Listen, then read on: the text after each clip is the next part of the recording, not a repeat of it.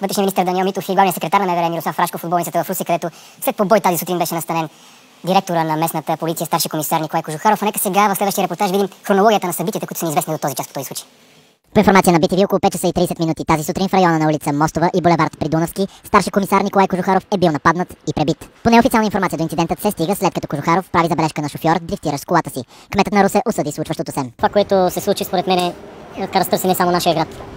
В късните часове бил е нападнат, отговорните със сигурност ще бъдат установени, задържани. Целият наличен потенциал на общината като камери, като ресурс е предоставен на ОД на МВР, на полицията. По спешност, след инцидента, директорът на полицията в Русе е опериран в болницата на града. По наша информация е имало опасност Кожухаров да загуби единият си бъбрек, но лекарите го спасяват.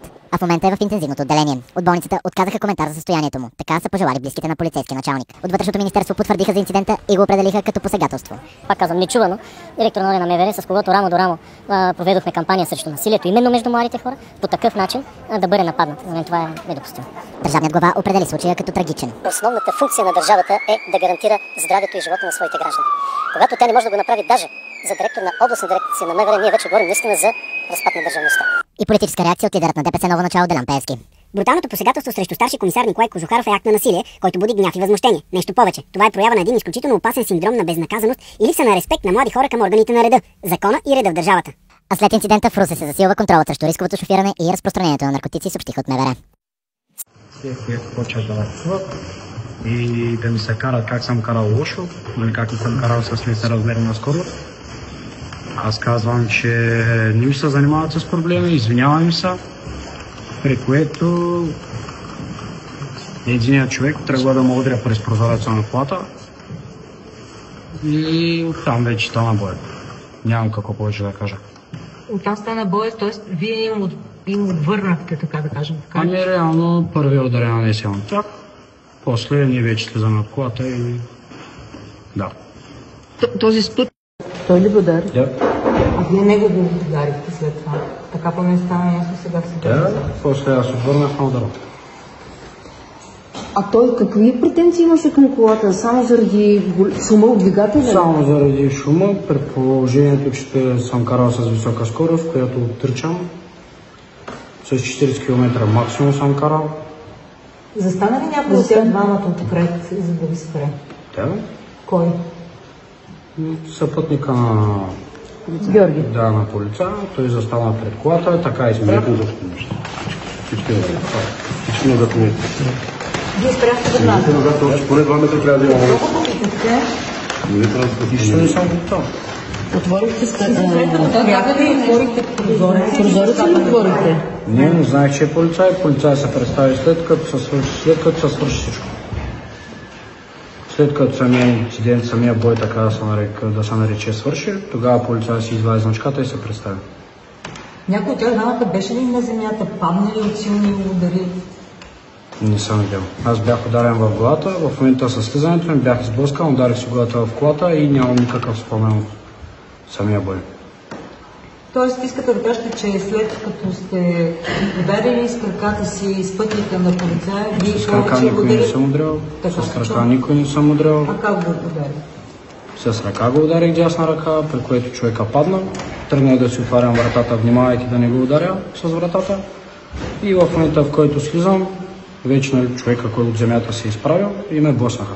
Ударих си в главата в колата, в рамката на колата, имам белек на главата, няма какво повече да го. Върте назад, ако обичате и казвате. Експонира ли се случай според вас? Видите нататък, ще приключим с всичко.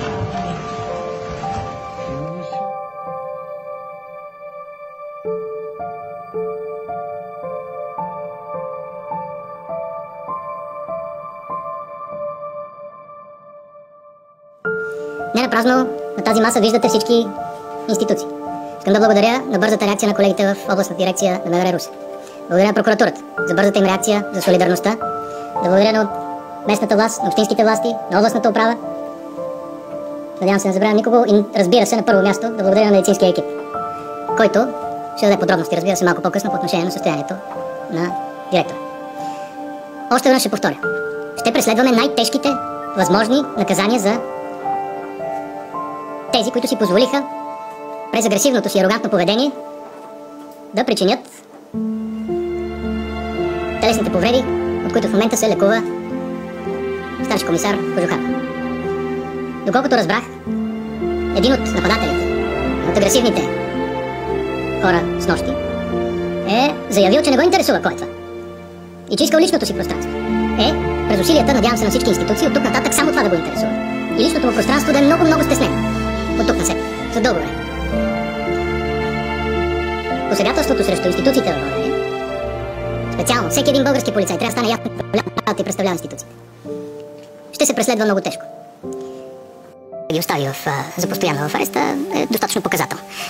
Кой какво казал, как точно са протекли събитията, ще си стане ясно в рамките на досъдебното производство и в рамките на самия съдебен процес. Самия Борисов каза, че е битов инцидент. Последно битов инцидент ли е?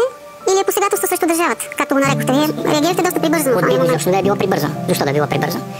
Всичко, което засяга здравето на един полицай, когато той се легитимира и е ясно, че е там, за да предотврати противообществена проява. Пак е тълкователно в кой момент се е легитимирал също. Може да е тълкователно, при всички положения побои над него пред съпругата му, детето му и така нататък. Това е брутален случай, но е важно да стане ясно точно какво е станало.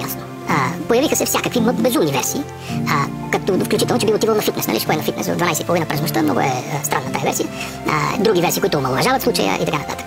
Не може по никакъв начин още веднъж да се посяга на полицай, когато той се легитимира. Тоест за вас това не е битов инцидент, не сте съгласен с Борисов? Той може да бъде определен като битов от гледна точка на това, че става въпрос за скандал на улицата. Ако това е битовостта му, окей, господин Борисов може да има право в случая, но по никакъв начин дори битов инцидент не може да води до тежки телесни повреди за полицейски служител, още по-малко пък за ръководителя на областната дирекция в областта. Едно сравнение, натиски факта, че вътрешният министър в този момент в Русе не помага за това да бъде определено по друг начин. Не бих казал, едва ли има такъв двоен стандарт и пак казвам, по никакъв начин МВР не може да определи дали да се квалифицира нещо като лекар или тежка телесна повреда, като медицински лица казват, там прокуратурата, разбира се, и така нататък. Аз обаче искам да се върна на факта, че когато стана този инцидент, много ясно се видя кои са отговорните и безотговорните фактори в българската държава. Когато по този начин бъде нападнат полицай, независимо при какви обстоятелства, и той пострада, държавата като едно трябва да застане. Не напразно бяхме там с представители на общината, представители на областната управа, с лекарите, с прокуратурата, за да се демонстрира единствено държавата срещу подобни агресивни прояви на нападение. И тук президент Радев в един момент излиза и ни казва никаква емпатия към пострадалия полицай, към семейството. Излиза като черния шаман на българската политика да обясни как всичко е в разпад, той се като един оракул на апокалипсиса се храни от мрак, от тъмнина, от конфликт, от разделение, от инцидент, от катастрофа. Това е... Политически такъв образ ми изниква в главата.